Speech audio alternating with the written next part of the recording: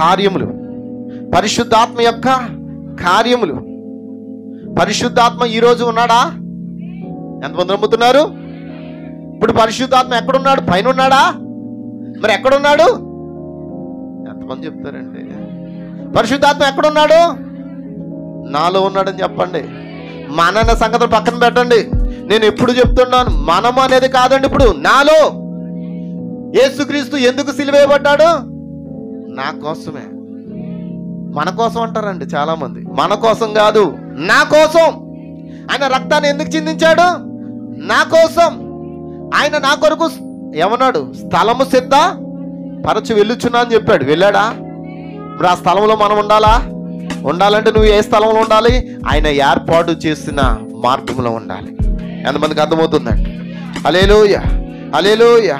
అందుకే చాలా మంది ప్రభువైన యేసుక్రీస్తులో రక్షణ పొందుతారు, కానీ ఒక వారానికి మరలా లోకంలో కలిసిపోతారు. కారణం ఏంటంటే పుడుతున్నాడు కానీ తిరిగి జన్మించట్లేదు. పుడుతున్నాడు కానీ తిరిగి జన్మించట్లేదు. ఒక వారంలోనే మార్పు. నిజమేనా? యేసుక్రీస్తు నామంలో కడగబడ్డే కాదు, నువ్వు తిరిగి జన్మించబడాలి. నువ్వు తిరిగి జన్మించినప్పుడే సంఘంలో చేర్చబడతావు. ఎంతమందికి అర్థమవుతుందండి? హల్లెలూయా, హల్లెలూయా, ఆమేన్. అది మన వల్ల కాదండి, అది కేవలం కృప ద్వారానే జరుగుతుంది. నీకు నువ్వు రక్షించబడ్డావా? నీకు నువ్వుగా దేవుని సన్నిధికి వచ్చావా? నీకు నువ్వు ప్రేమించబడి వచ్చావా? కాదండి, దేవుడే నిన్ను ప్రేమించి, ఆయన నిన్ను మొదట ప్రేమించి ఆయన సన్నిధికి తీసుకుని వచ్చిన్నాడు. కృపే మనల్ని రక్షించింది. నీ మంచితనం కాదు, నీకున్న పలుకుబడి కాదు, నీకున్న పేరు ప్రఖ్యాతులు కాదు నిన్ను రక్షించినవి. నీ ధనము కాదు నిన్ను రక్షించింది. నీ వెండి బంగారములు ఆయన నిన్ను రక్షించలేవు. హల్లెలూయా. నిన్ను రక్షించినది కేవలము యేసుక్రీస్తు మాత్రమే. అదే దేవుడు ఇప్పుడు మనతో ఉన్నాడండి. మన కొరకు త్యాగం చేశాడండి. ఆయన మనల్ని ఆకర్షించుకున్నాడండి. హల్లెలూయా. ఓ చాలా మంది ప్రభువైన యేసుక్రీస్తులో రక్షణ పొందుతారు, కానీ వారు తిరిగి జన్మించరు. తిరిగి జన్మించకపోతే వారు రాజ్యానికి వారసులు కాలేరు. నీటి ద్వారం. హల్లెలూయా. చాలా మంది నీటి ద్వారా రక్షించబడతారు. చాలా మంది నీటి ద్వారా బయటకు వస్తారు. ఇప్పుడు బైబిల్ చెప్తుంది, యోహాను సువార్త 3వ అధ్యాయంలో అంటున్నాడు, ఒకడు నీటి మూలంగాను మరియు ఆత్మ మూలంగా. ఈరోజు క్రైస్తువులకు అది అర్థం కావట్లేదు. మేము రక్షణ పొందుకున్నాం అనుకుని భ్రమలో ఉంటున్నారు. అసలు రక్షణ అంటే బైబిల్ ప్రకారంగా పొందుకునేదే.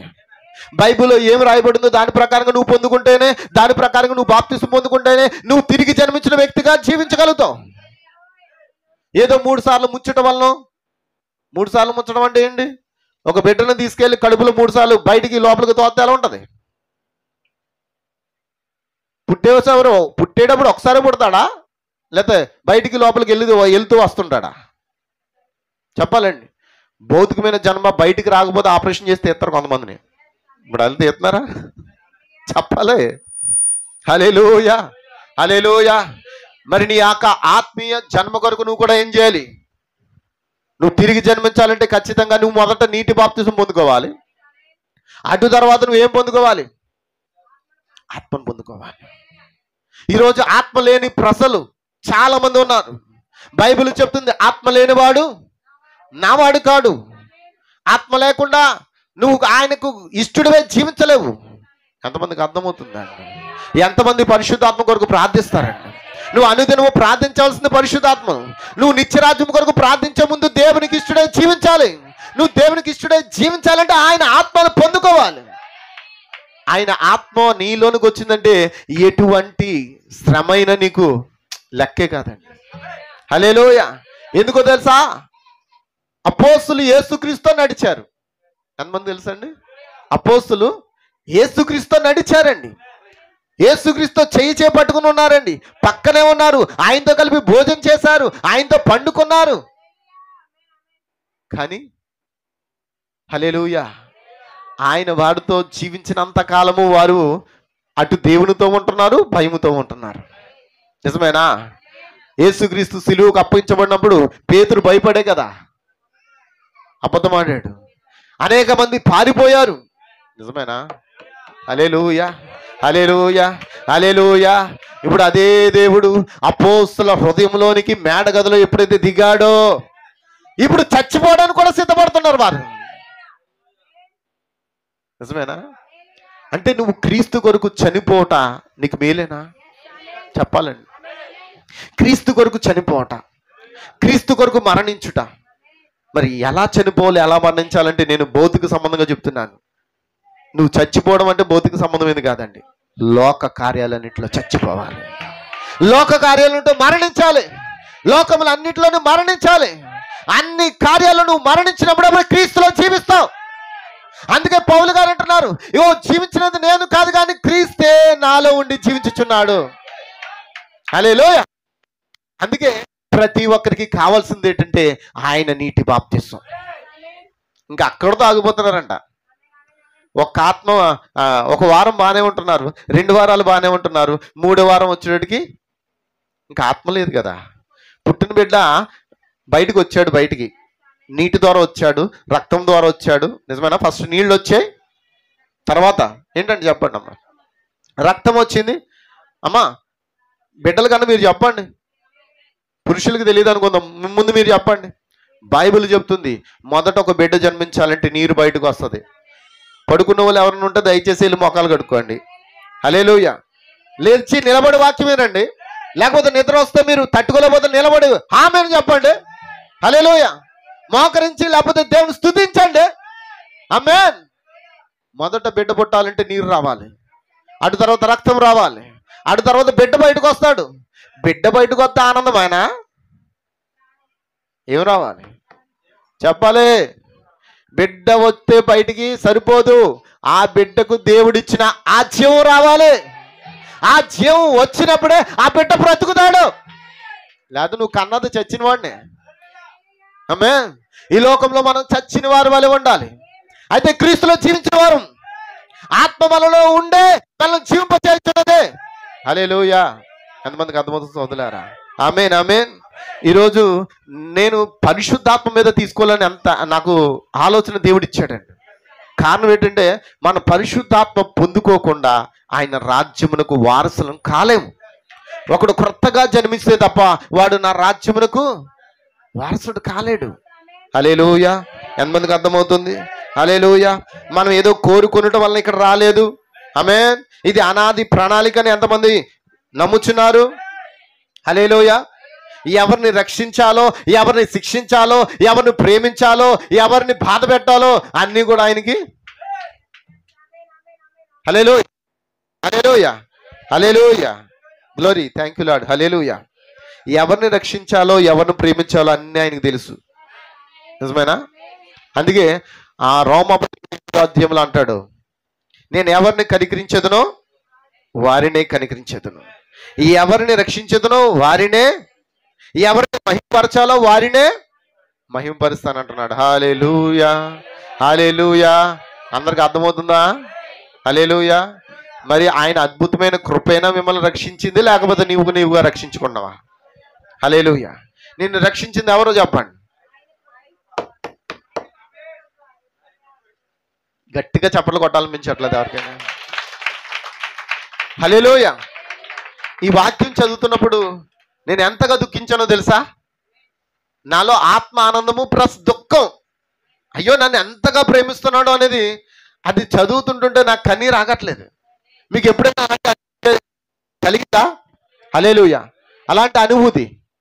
ఏంటి అనుభూతి? ఆ వర్తమానం చదువుతున్నప్పుడు నువ్వు కన్నీరు పెట్టుకున్న సందర్భాలు ఏమైనా ఉన్నాయా? చదివిన వారికి తెలుస్తుంది ఆ అనుభవం ఏంటో, చదివిన వారికి తెలుస్తుంది ఆ యొక్క విజయం ఏంటో.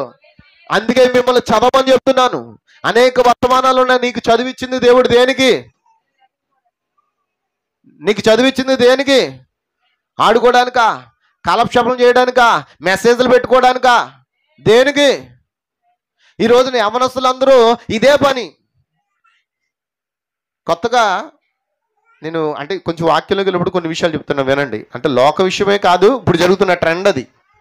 ఏంటంటే ఒక అమ్మాయి ఒక అబ్బాయితో చాటింగ్ చేయాలి కదా. చాటింగ్ చేయాలా లేదా? అంటే అటు అమ్మాయి ఉండాలి, ఇటు అబ్బాయి ఉండాలి. ఉండాలా లేదా? ఎవరు మాట్లాడలేదు. చాటింగ్ చేయాలంటే అమ్మాయి ఉండాలి, అబ్బాయి ఉండాలి. ఇప్పుడు ఏంటంటే కొత్త యాప్ కనిపెట్టారంట. కొత్త యాప్ ఏంటి? కొత్త యాప్ ఏంటి అని అంటే నేను బస్సులో వస్తున్నప్పుడు ఒకరు మాట్లాడుకుంటూ వింటున్నాను నేను. అది ఒరే కొత్త యాప్ వచ్చిందిరా, నీకు బోరు కొడుతుందా, ఆ యాప్ ఆన్ చేసుకో, అందులో ఒక అమ్మాయి వస్తుంది, అమ్మాయే చాటింగ్ చేస్తుంది, కానీ అక్కడ పక్కన వేరే అమ్మాయి కాదు, కంప్యూటర్. నువ్వు చాటింగ్ చేస్తుంటే దానికి నీకు సమాధానం చెప్తుంది.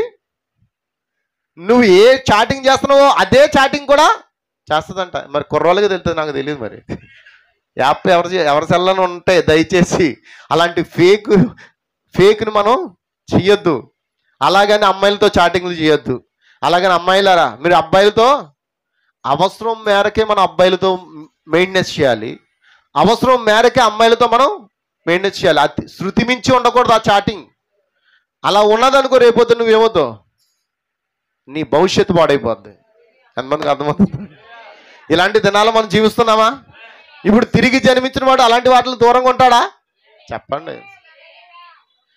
ఇప్పుడు మనమందరం ఎవరికి చాటింగ్ చేద్దాం చెప్పండి? దేవునికి చేయాలనుకుంటున్నారా చాటింగ్? హల్లెలూయా. చాటింగ్ చేయాలంటే చాటింగ్ చేసే బుక్ ఎక్కడుందో తెలుసా? ఇదిగో. హల్లెలూయా. నువ్వు రోజు దీంతో చాటింగ్ చేయి, అది నీతో మాట్లాడుతుంది, నీకు కావాల్సిన ప్రతి అవసరం తీరుస్తుందండి. ఎంతమందికి అర్థమవుతుందండి? హల్లెలూయా. ఇది దేవుని అనాదిక ప్రణాళికని ఎంతమంది నమ్ముతున్నారు? ఆమేన్. మన యొక్క క్రియల ద్వారా మనం రక్షించబడలేదు, కానీ దేవుని కృపయే మనల్ని రక్షించింది. ఎంతమందికి అర్థమవుతుందండి? ఎందుకనగా మనలో పరిశుద్ధత లేదు, నీతిమంతుడు ఒక్కడును లేడని బైబిల్ చెప్తుంది. అయినా ఆ అద్భుతమైన కృప నీలో ఉన్న మంచిని బట్టి నిన్ను ప్రేమించలేదు. ఆ జగత్తు పునాది వేయబడి ముంపే ఆయన ఎన్నిక చేసిన కృప ద్వారా మనల్ని రక్షించుకున్నాడు. ఎంతమందికి అర్థమవుతుంది సోదరులారా? హల్లెలూయా, హల్లెలూయా, హల్లెలూయా.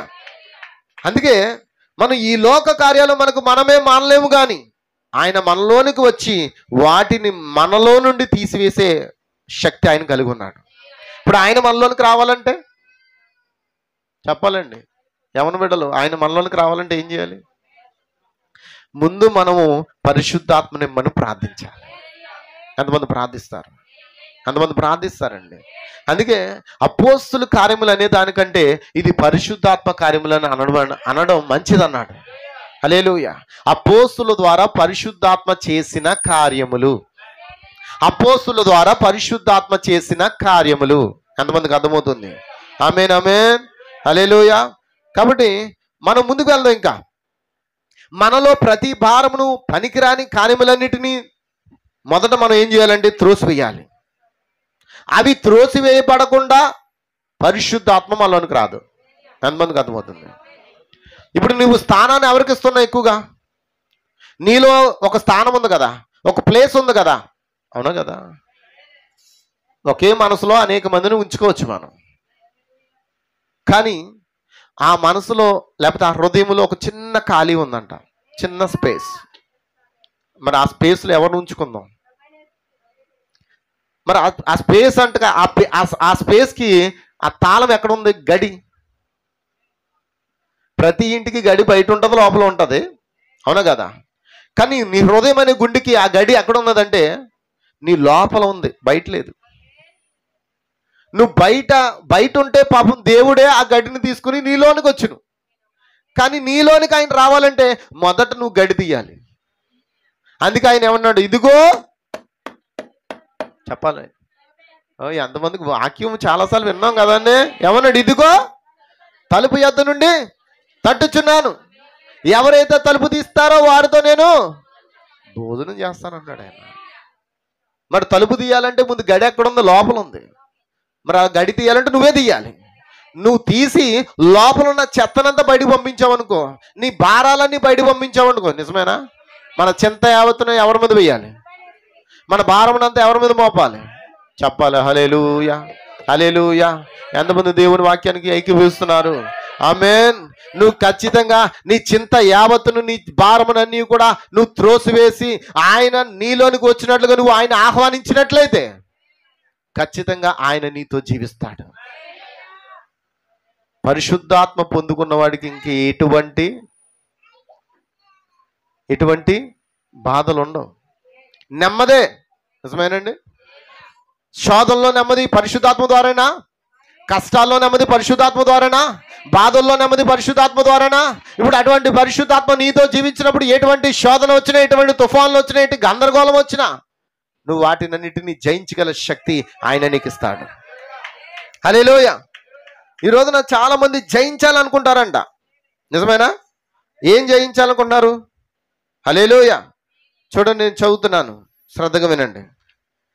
చాలామంది ఈరోజు జయించాలని ఆశతో వస్తారంట. నేను మద్యం త్రాగుటం మానేశాను అంటారంట కొంతమంది. పొగ పీల్చడం నేను మానేశాను అంటారంట. నేను దొంగతనం మానేశానని చెప్తారంట. అబద్ధములు చెప్పడం మానేశానని చెప్పారంట. మొదలగు వాటిని నేను చేశాను అని నువ్వు చెప్పుటకు ప్రయత్నించవచ్చును, వాటినే నేను చేశానంటున్నాడు ఈ కాల ప్రవక్త. అయితే నీవుగా వాటిని నువ్వు మానలేదు. నిజమేనా? నాకు నేనుగా వాటిని వదిలివేయలేదు. ఆయనే నాలోనికి వచ్చి వాటిని నాలో నుండి తీసివేసెను. హల్లెలూయా. అర్థమైందా? ఆయనే దానిని చేసిన ఎంతమంది నమ్ముతున్నారు? నా ఇంతటా చేసినది ఏది లేదు, అదంతా ఆయన మాత్రమే చేయగలడు. హల్లెలూయా. ఓ పరిశుద్ధాత్మ నీలో నివసించు మరియు అనుదినము నీలో ఎదుగుచుండును. ఆ పరిశుద్ధాత్మ నీలో ఎదుగుచు అంతకంతకు శక్తివంతమైనదే నీ భారములను, ప్రలోభములను మరియు పనికిరాని కార్యములన్నిటినీ నీలో నుండి బయటకు త్రోసివేయును. హల్లెలూయా. హల్లెలూయా. వాటిని నీవు జయించుటకు ముందుకు సాగిపోయినప్పుడు పరిశుద్ధాత్మ తాను తీసుకోవాల్సిన స్థానమును తీసుకొనును. నిజమేనా? ఎంతమంది పరిశుద్ధాత్మ తీసుకునే అవకాశం ఇస్తారండి? పరిశుద్ధాత్మను ఎంతమంది ఆహ్వానిస్తారండి? ప్రభా నాలోనికి రమ్మని ఎంతమంది ఆహ్వానిస్తారు? ప్రభా నా స్థానమును ఖాళీగా ఉంచుకున్నాను ప్రభా, నాలో ఉన్న చెత్తనంతా బయటకు తీసివేశాను ప్రభా, నాలో ఉన్న ప్రతి చెత్తను బయటకు తీసివేశాను ప్రభా. తీసేయాలి నువ్వు. ఇంకా చెత్తట్టుకుని జీవిస్తే దేవుడు నీలోనికి రాలేడు. నీ బూజు దులిపేసుకోవాలి. ఈరోజు వాక్యము ద్వారా ఉదక స్నానం చేయబడాలి. ప్రతి అపవిత్రత కడగబడాలి. హల్లెలూయా. ఎంతమందికి అర్థమవుతుంది? హల్లెలూయా. ఆమేన్, ఆమేన్. హల్లెలూయా. అంటే ఈ రోజున ఇది ఏమి కాదు,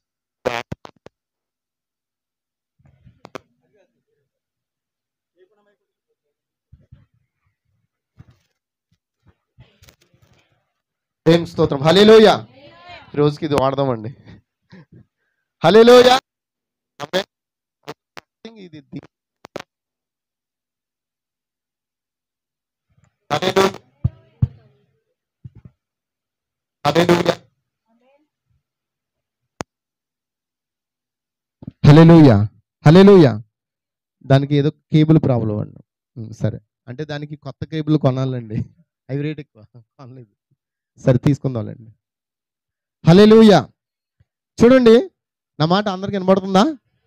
ఆమేన్, ఆమేన్, ఆమేన్ చెప్తారా? ఈరోజు మనం అందరం ఆయన మాట విందామా? ఎందుకంటే ఆకాశం భూమి గతించిన ఆయన మాటలు అన్నాడు గతించమని చెప్పాడు ఆయన. హల్లెలూయా. ఇప్పుడు మనం గతించని దేవుని యొద్ద ఉన్నాం. హల్లెలూయా. ఆమేన్. గ్లోరీ. Thank you lord. గమనించండి, ఈరోజు ఆయన వాక్యం మనతో మాట్లాడుచున్నది ఏంటో తెలుసా? ఆయన పంపిన వారిని మనం స్వీకరించాలి. ఆయన ఎవరినైతే పంపాడో, ఆయన ఎవరినైతే తన ప్రజల కొరకు పంపించి ఉన్నాడో ఆ వ్యక్తిని మనం చేర్చుకున్నప్పుడు మనకు కావాల్సిన ప్రతి మెటీరియల్ వచ్చేస్తుంది. ఆమేన్. ఈరోజు మనకు ఒక మెటీరియల్ తీసుకొచ్చిన వ్యక్తి ఉన్నాడా? మెటీరియల్ అంటే ఏంటి? వాక్యం. ఆమేన్. పదార్థం. మెటీరియల్ అంటే ఏంటండి? పదార్థం. ఇప్పుడు మనకు ఒక పదార్థాన్ని తీసుకురావాలంటే మనకు ఒక యోసేపు ఉండాలా? ఎంతమంది అర్థమవుతుందండి? ఎంతమందికి అర్థమవుతుంది? యాకోబు కుమారులు ఎంతమంది చెప్పాలి? అందరూ 12 మంది. ఈ 12 మందిలో ఇప్పుడు 11వ వాడైన యోసేపును అన్నదమ్ములు ఏం చేశారు? త్రోసివేశారు. అదంతా మనకు తెలిసిన సబ్జెక్టే. కానీ త్రోసివేయబడిన ఆ యొక్క యోసేపు ఒక రోజున ప్రధానమంత్రి అయ్యి ఆ అన్నదమ్ములకి ఆహారం పెట్టి వాటి స్థితిలోకి వచ్చారు. ఆమేన్. ఎందుకో తెలుసా? ఇప్పుడు అతను పరిశుద్ధాత్మతో నింపబడి ఉన్నాడు. ఒక రోజున ఆ యొక్క యోసేపు ఆ రాణి యొక్క తన గదిలో ఉన్నప్పుడు రాణి ఏం చేస్తుంది? అతని మీద కన్ను వేసింది. అయితే అతడు దాని నుండి పారిపోతున్నాడంట. అమ్మమ్మ చెప్పాలి. హల్లెలూయా. ఇప్పుడు స్త్రీ నీ మీద కన్ను వేస్తుంది. ఏ స్త్రీ అది? మహావేశ్య, బబులోను. ఇప్పుడు నీ మీద కన్ను వేసి ఇప్పుడు నిన్ను మోహించాలనుకుంటుంది. అయితే నువ్వేం చేయాలి? దాని నుంచి దూరంగా పారిపోము. ఆమేన్. ఎందుకో దేవుడు చెప్తున్నాడు తెలుసా? నా ప్రజలారా, దాని పాపము నుండి, దాని తెగుల నుండి బయటకు రండి. యోసేపు వలి ఈ కాలపు ఏలే కూడా పారిపోయాడు, దాని నుంచి దూరంగా పారిపోయాడు. అయితే ఆ యోసేపు అక్కడ ఆ యొక్క గారార అంటే ఏమంటారు దాన్ని, ఆ గోడౌన్స్ లో ఆహారం సిద్ధపరించి ఒక రోజున తన అన్నదమ్ములకి ఏం చేశాడు? ఆహారం వచ్చాడా? ఈ రోజున కూడా మనకు ఒక యోసేపు ఉన్నాడు. ఆ యోసేపు వచ్చి ఏం చేశాడు? ఆహారం సిద్ధపరిచాడు. ఇప్పుడు అదే ఆహారం మనం భుజిస్తున్నాం. ఇది ఏ ఆహారం అంటే ఆది అపోస్తుల భోజనమై ఉన్నది. ఆది అపోస్తులు పొందుకుని అదే ఆహారం మనం పొందుకుంటున్నాం.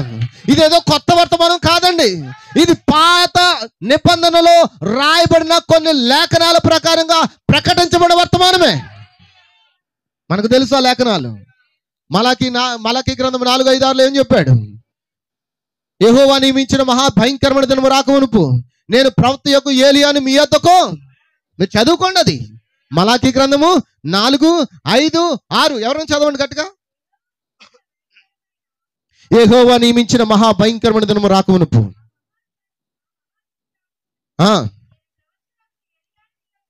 నేను ప్రవక్త యొక్క ఏలియాను మీ యొద్దకు పంపుతాను. నేను వచ్చి దేశమును సప్పించుకుంటున్నట్లు అతడు తండ్రుల హృదయం పిల్లల తట్టును, పిల్లల హృదయం తండ్రుల తట్టును తిప్పుడుకును. ఆమేన్, ఆమేన్, ఆమేన్. నిజమేనా? ఇప్పుడు పిల్లలమైన మనము ఎవరి వైపు తిరగాలి? తండ్రుల వైపు తిరగాల.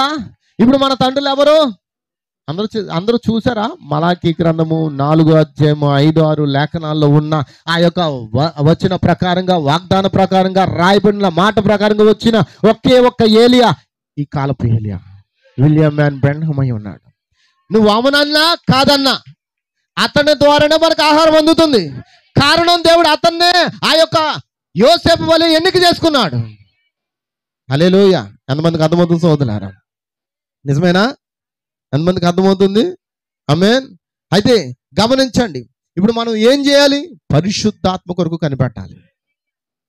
నిజమేనా? పరిశుద్ధాత్మతో నింపబడిన వారికి ఎటువంటి శోధనలు వచ్చినా జయం ఉంటుందంటారా? చెప్పాలి. హల్లెలూయా. ఉదాహరణకి నేను ఈ కాలప్రతో చెప్పిన ఒక లేఖనం గురించి చెప్పాలనుకుంటున్నాను. చూడండి, పాత నిబంధనలో సంసోను అని ఒక వ్యక్తి ఉన్నాడు. ఎంతమంది తెలుసు? పాత నిబంధనలో అందరికి తెలుసా? ఇక్కడ ఎవరికైనా తెలుసా అండి? అమ్మ, సంసోను గురించి తెలుసా? ఎంతమంది విన్నారండి సంసోను కోసం? హల్లెలూయా. ఈ సంసోను గురించి కొన్ని విషయాలు విందాం. ఆమేన్. సంసోను వైపు చూడండి. అతడేమి బలవంతుడు కాదు, కానీ చాలా సినిమాల్లో, చాలా పోస్టుల మీద అతని గురించి ఎలా వేయబడి ఉంటుంది. సంసోన్ బుక్ ఎప్పుడైనా చూసారా?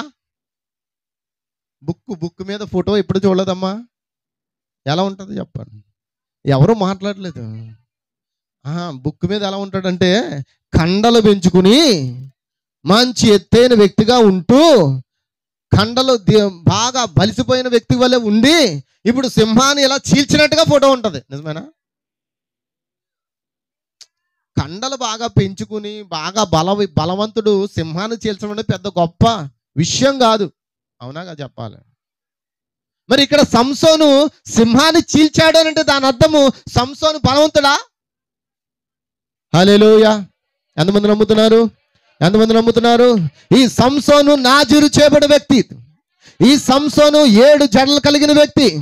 ఈ సంసోను నిత్యంగా సన్నముగా, బలహీనుడుగా, చిన్నవాడిగా అంటే మరుగుజ్జోళ్ళగా ఉంటూ అతడికి వెళ్ళిన ప్రతి చోట కూడా దేవుని ఆత్మ అతనితో ఉన్నది కనుక శత్రువులు జయించడానికి, సింహాలను జయించడానికి, అందరినీ ఓడించడానికి, దవడ ఎముకతో ఫిలిష్తీ 1000 మందిని ఒక్క ఉదుకున చంపడానికి అతడు శక్తిని పొందుకున్నాడు.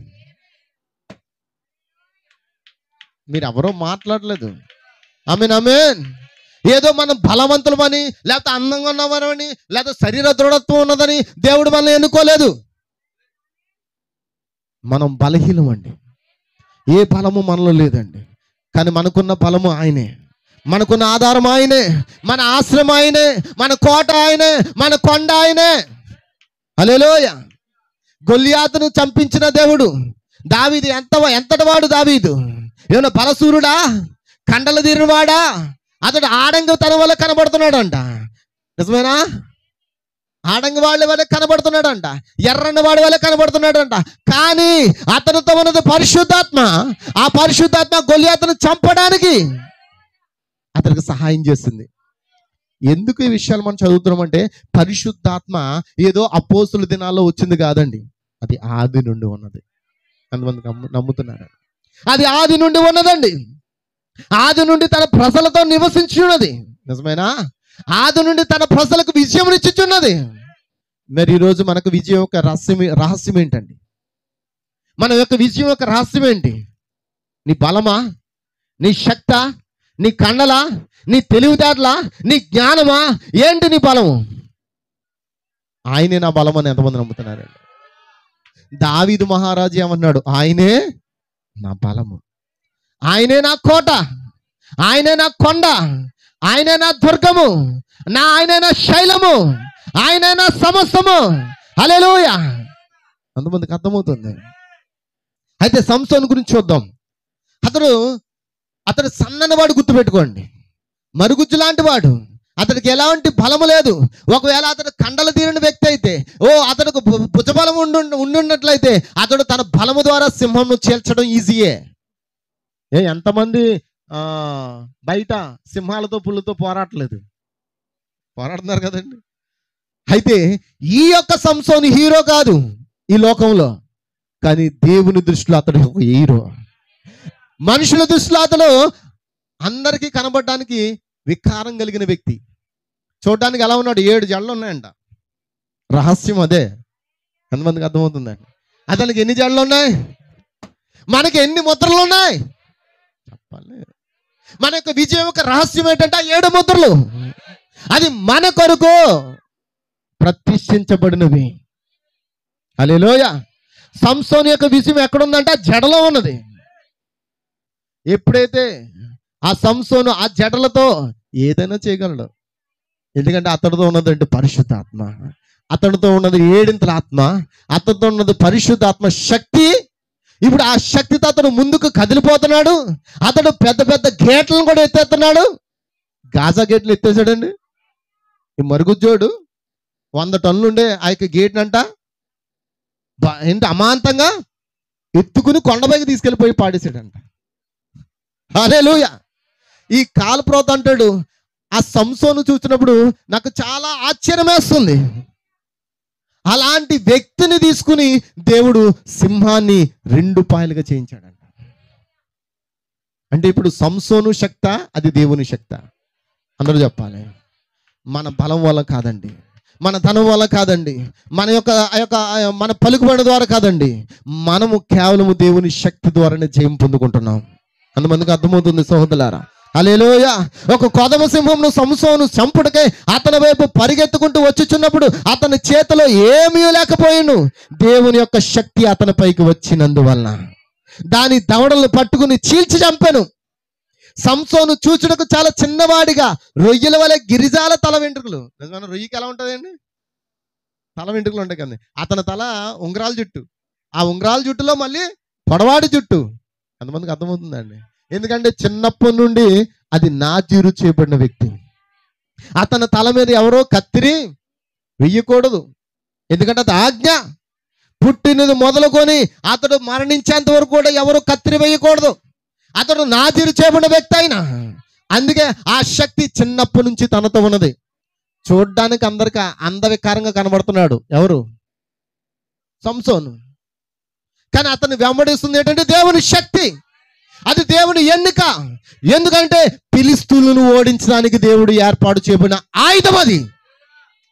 ఫిలిస్తీన్లను ఓడించడానికి దేవుడు ఏర్పాటు చేసుకున్న గొప్ప ఆయుధమే సంసోను.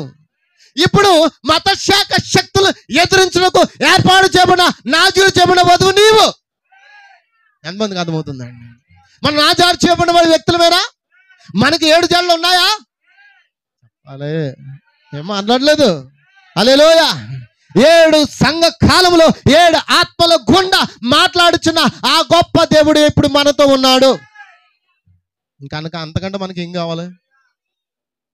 నిన్నటిదిన నేర్చుకున్న మాట, ఆయన మనతో ఉండగా, మన పక్షంలో ఉండగా మనకి విరోధి ఎవడు? విరోధి ఎవడు? హల్లెలూయా!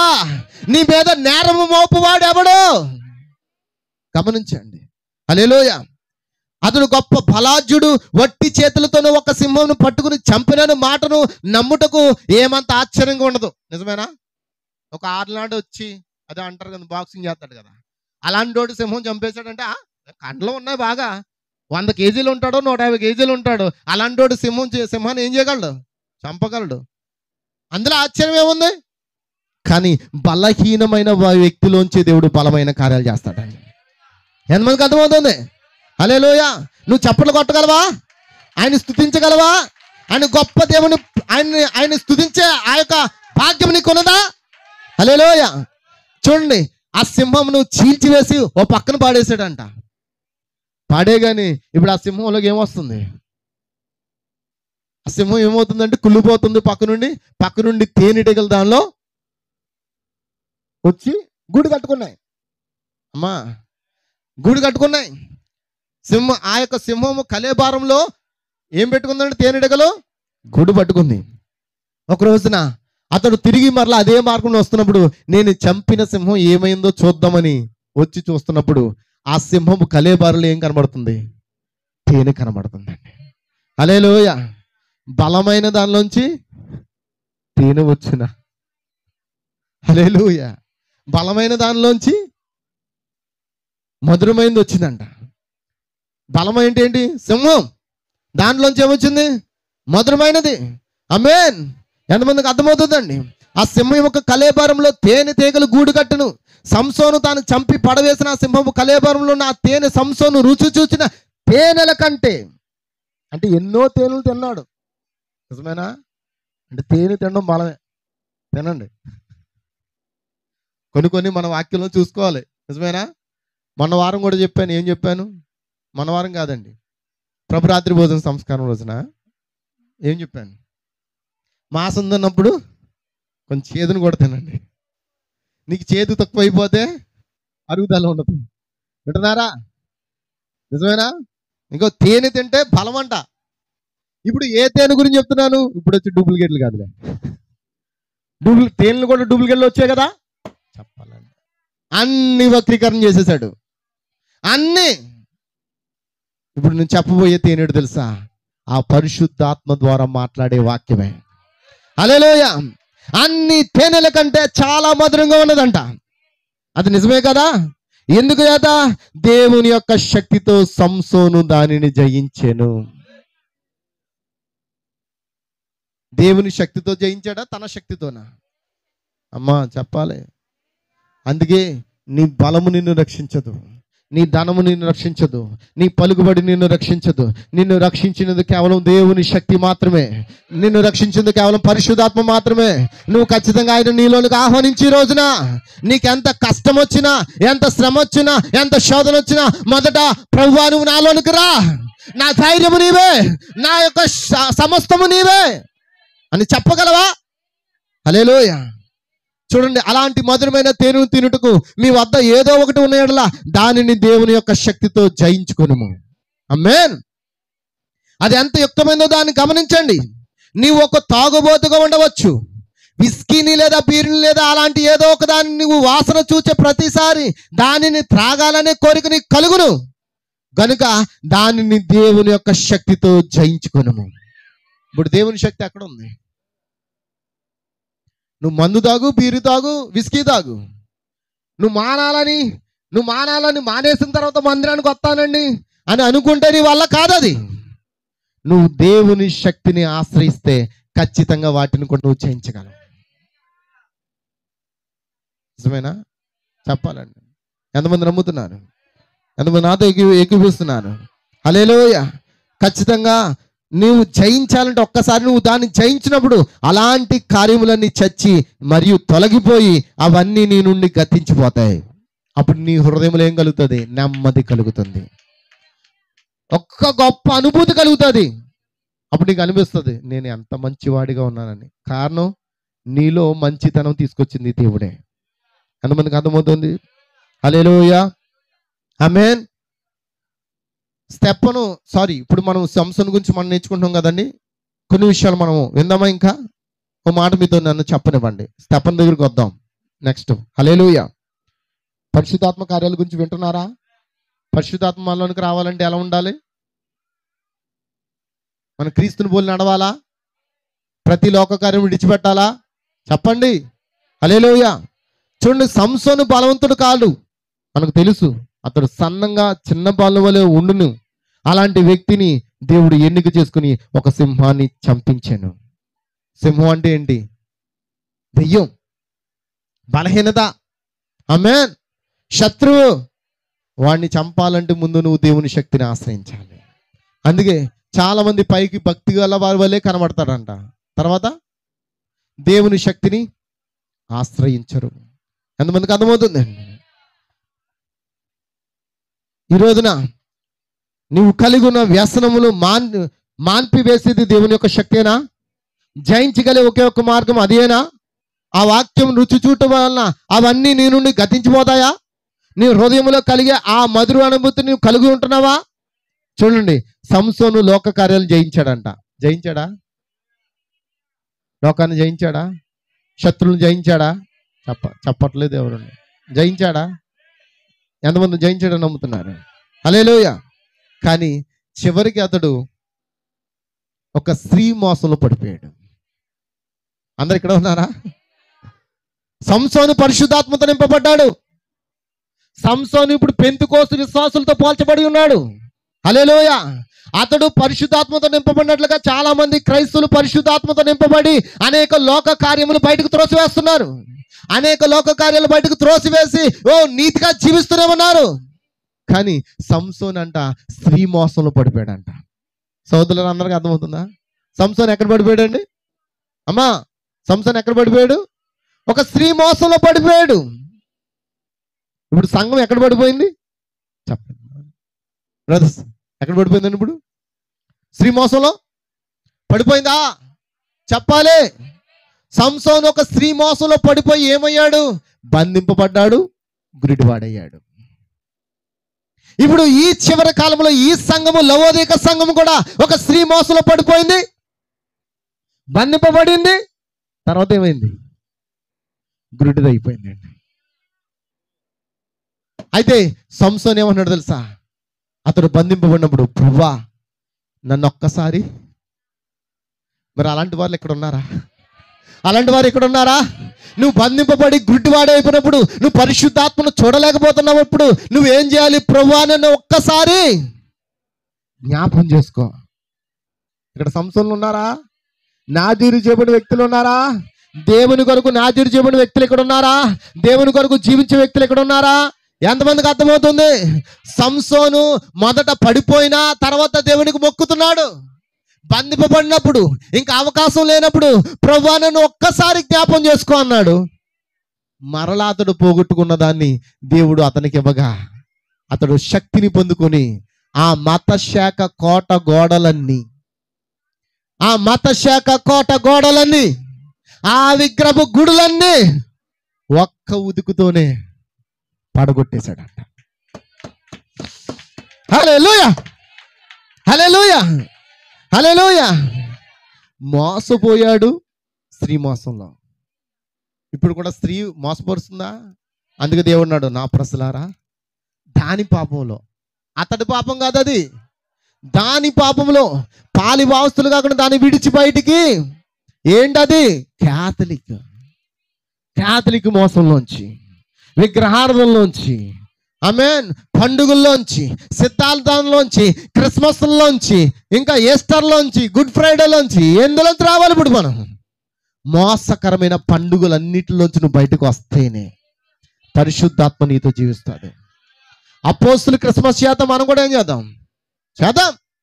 అపోస్తులు గుడ్ ఫ్రైడే చేద్దాం, మనం కూడా ఏం చేద్దాం? మంచి శుక్రవారం చేద్దాం. దేవుడు చనిపోవడం మంచిది, నిజమేనా? ఆయన చనిపోయాడు కాబట్టి మనం మంచిది, మనకు మంచిదైంది. ఆయనకు మంచిది కాదు, మనకే మంచిది. నిజమేనండి? మన కొరకు చనిపోయాడు. నా కొరకు చనిపోయాడు ఆయన. మరి ఆ గుడ్ ఫ్రైడే అదే రోజున వస్తుందా? అదే డేట్ వస్తుందా? చెప్పండి. యేసుప్రభు ఎన్ని రోజులు సిలువేస్తాడేటి? ఎన్ని రోజులు ఎన్ని డేట్లు మార్చుకుంటాడేటి ఆయన? చనిపోయిన వ్యక్తికి ఒక డేటే కదా ఉంటుంది, అవునా కాదని చెప్పండి. పుట్టిన వ్యక్తికి ఒక డేటే ఉన్నప్పుడు చనిపోయిన వ్యక్తికి కూడా ఒకే డేట్ ఉండాలి. ఈ సంవత్సరం ఏప్రిల్ 21 వచ్చింది అనుకుందాం ఉదాహరణకి. వచ్చే సంవత్సరం వచ్చేటికి 15లోకో 16లోకి వచ్చేద్ది. అంటే యేసుప్రభు ఎప్పుడు చనిపోయాడో ఏ డేట్ని చచ్చిపోయాడో కూడా తెలీదు. వీళ్ళు డేట్లు పెట్టి ఏం చేస్తున్నారు? రోజులనే మార్చేస్తున్నారు. అపోస్తులు ఏమన్నారంటే ఆయన సిలువును ప్రచురించమన్నారు. మేము సిలువు వేయబడిన క్రీస్తును ప్రకటించడం అని చెప్పాడు. నిజమేనా? మనం ఆయన సిలువును ప్రకటిద్దాం. ఎందుకంటే మనం పరిశుద్ధాత్మ చేత నింపబడాలి. ఎంతమందికి అర్థమవుతుంది అండి? సోదరుల రామని చెప్తారా? హల్లెలూయా. కాబట్టి ఈ కాలపు వర్తమానం ఏం చెప్తుందంటే నువ్వు పరిశుద్ధాత్మను పొందుకోకుండా నీలో ఎటువంటి కార్యాలు జరగవు. నువ్వు శోధన జయించాలంటే ముందు నువ్వు పరిశుద్ధాత్మ పొందుకోవాలి. నీకు సమాధానం కావాలంటే నువ్వు పరిశుద్ధాత్మను పొందుకోవాలి. అతనుకున్న 7 జడలు తీసివేసిన తర్వాతే అతనికి పరిశుద్ధాత్మ దూరం అయిపోయింది. ఈ రోజున సంగమా నువ్వు 7 ముద్రలు కానీ విడిచిపెట్టావా? 7 ఆత్మలు కలిగిన వాడు మాట్లాడిన మాటలు విడిచిపెట్టావా? నీ వద్ద నుంచి ఏమి వెళ్ళిపోద్దాయి. అందుకే ఈరోజు చాలా మంది క్రైస్తవులు పరిశుద్ధంగా జీవించవచ్చు, పరిశుద్ధాత్మ పొందుకుని జీవించవచ్చు, అయినా సరే వారు ఒక స్త్రీ మోసంలో పడిపోయి గుడ్డివారైపోయారు. దేవుడు మన గుడ్డితనం తొలగించాడు. మరలా పోగొట్టుకున్న దాన్ని దేవుడు మరలా ఇస్తున్నాడు. ఏం పోగొట్టుకున్నది ఇప్పుడు సంఘం? ఆది అపోస్తుల బోధ. పోగొట్టుకున్న దాన్ని మనం ఇప్పుడు తిరిగి సంపాదించుకుందామా? ఎంతమంది ఆమె చెప్తారు? హల్లెలూయా. మీరు ఎవరు మాట్లాడలేదు, నోరు విప్పండి, ఆమె చెప్పండి, గట్టిగా చప్పుడు కొట్టి దేవుని స్తుతిద్దాం. ఎంతమందికి ఆ పరిశుద్ధాత్మ కావాలి? ఎంతమందికి కావాలండి? ఈరోజు ఆ సంసోను జయించినట్లుగా ఈరోజు మనం లోకాన్ని జయించాలంటే సంసోను పోగొట్టుకున్న దాన్ని మళ్ళీ తిరిగి సంపాదించుకున్నట్లుగానే మనం కూడా ప్రభుని ప్రతిమాలుకుందాం. ఆమేన్. హల్లెలూయా. ఎంతమందికి అర్థమవుతుంది సోదరులారా? ఇప్పుడు మనం చదువుకున్న లేఖన దగ్గరకు వద్దామా?